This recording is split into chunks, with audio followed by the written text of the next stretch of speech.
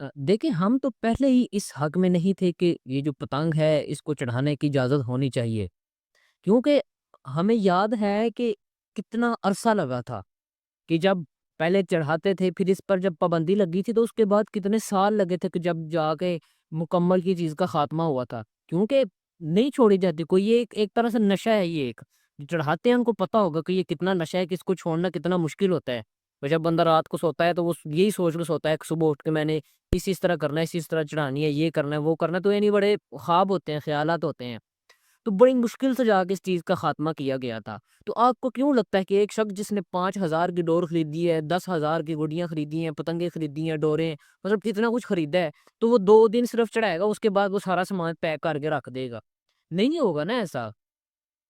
वो तो क्या सोचेगा वो? वो तो उसका तो मर्ज़ी होगी कि मैं किसी न किसी तरह से दोबारा चढ़ाऊँ, अगले दिन भी, परसों भी, 1 महीने बाद, 2 महीने बाद, उसकी तो मर्ज़ी होगी मैं हर रोज़ चढ़ाऊँ अब। ये एक नशा है उसके लिए। तो आपने एक तो यही चीज़ गलत की है कि आपने ये चीज़ अलाउ कर दी है कि हम सिर्फ़ 2 दिन के लिए बसंत रखेंगे, उन 2 दिन में चढ़ाए, उसके अलावा जो चढ़ाए हम पकड़ लेंगे।